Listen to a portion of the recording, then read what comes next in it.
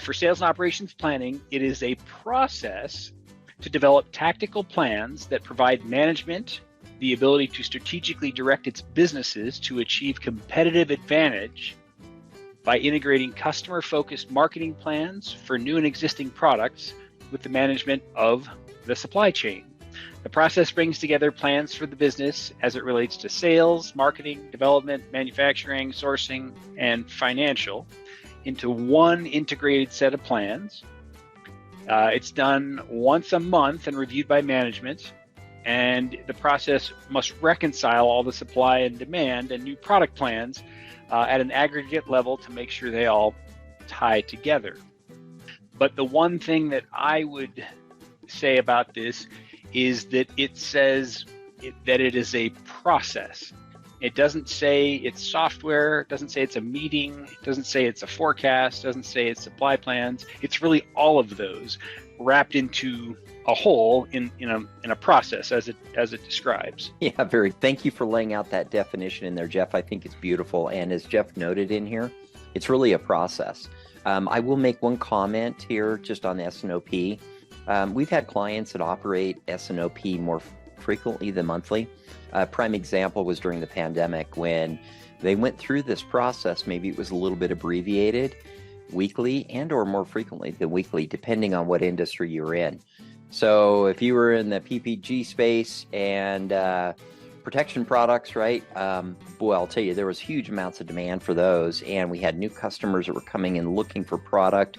It really behooved a lot of our clients to operate in this type of a fashion more frequently than once a month. I would tell you monthly is pretty predominant to this as well. One other comment that I will make in all of this is when we begin looking at this individual process, the process is driven from the top down, meaning the CEO has this meeting on their calendar for the entire year. So if we're planning on our S&OP meetings, it occurs on a certain day of the month or a number of working days in the month. It's not, we're going to talk about this meeting in here. It doesn't get moved around. It's committed. As a result, this process is followed. You've probably had experience with processes in the past, which might be for an entity. Maybe it was a particular group or section within maybe the planning department.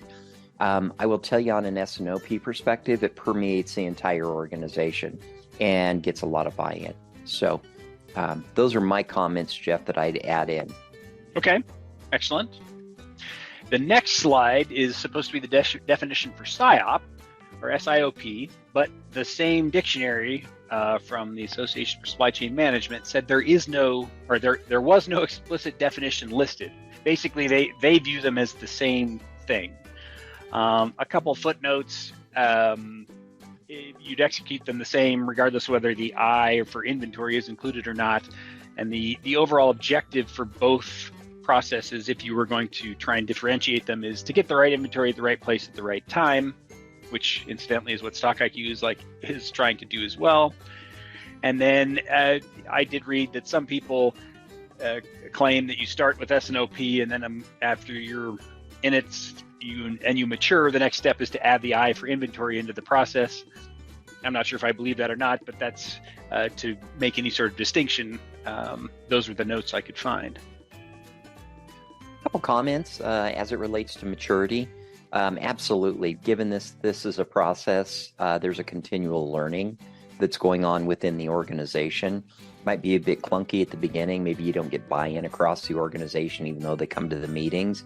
But I think with some experience on this and experiencing positive results following an event that maybe was unanticipated or where things went a little bit sideways, we generally find that the organization gets buy-in on this overall process.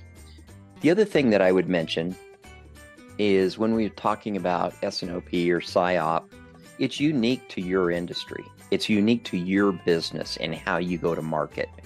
So that's why a piece of software isn't necessarily developed, meaning we don't just install it and it happens. There's uniquenesses, there's different individuals involved, there's different things that we go about doing throughout the process.